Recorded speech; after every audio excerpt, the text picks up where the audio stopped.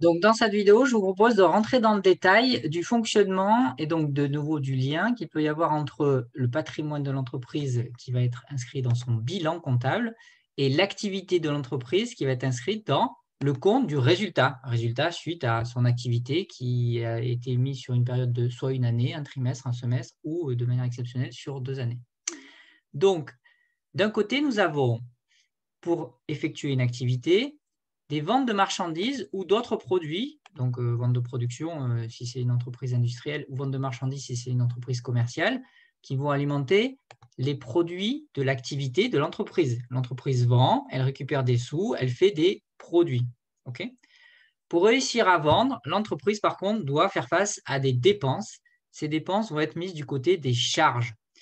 Et on va tout simplement faire dans le compte du résultat la différence, la soustraction entre ces produits, donc qui constituent les ventes et notamment son chiffre d'affaires suite aux ventes de marchandises ou de produits qu'elle a produits elle-même si c'est une activité industrielle, du chiffre d'affaires moins tous les éléments de charge qui sont additionnés, c'est-à-dire pour réussir à vendre des marchandises, il faut qu'elle les achète, donc le détail des achats de marchandises vont être totalisés, avec éventuellement pour fonctionner, elle doit faire appel à un comptable, à de l'électricité, donc avec un fournisseur d'énergie, donc tout ce qui sont les services extérieurs, de télécommunications, vont être additionnés avec ces achats de marchandises, vont être donc des services payés par l'entreprise, sont des charges de services extérieurs.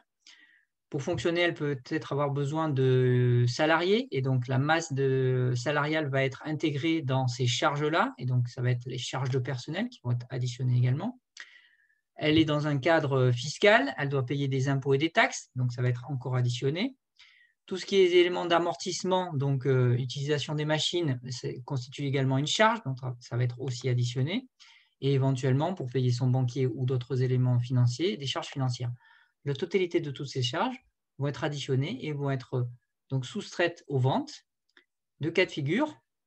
Son activité est positive et génère de l'argent, donc ça veut dire que les produits sont supérieurs aux charges. Elle va générer du bénéfice. Deuxième cas de figure, on l'a vu dernièrement, si ce produit, malheureusement, n'arrive pas à couvrir l'intégralité des charges, elle va faire une perte et dans ces cas-là, son patrimoine va être réduit.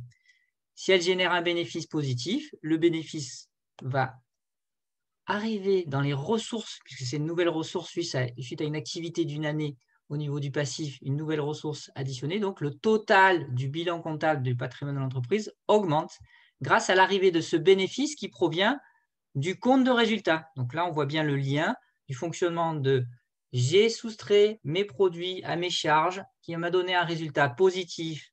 Ça arrive positivement au patrimoine de l'entreprise.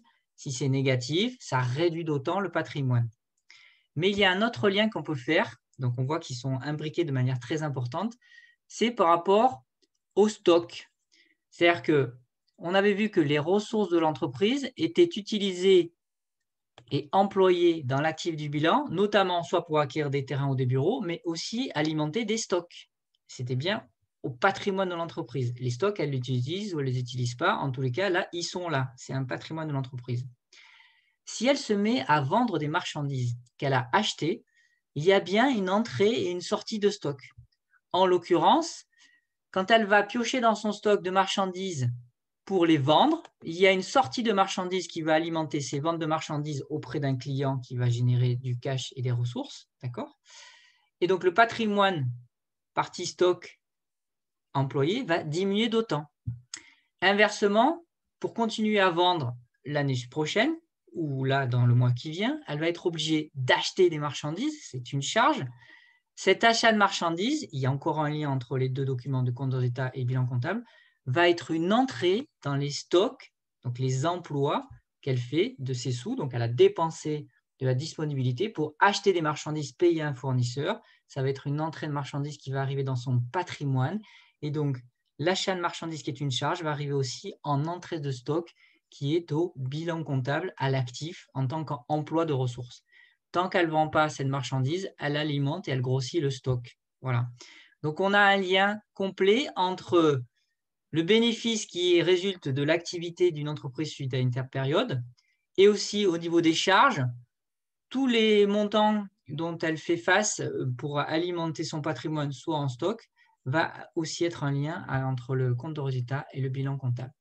Je vous remercie et je vous dis rendez-vous à la prochaine vidéo.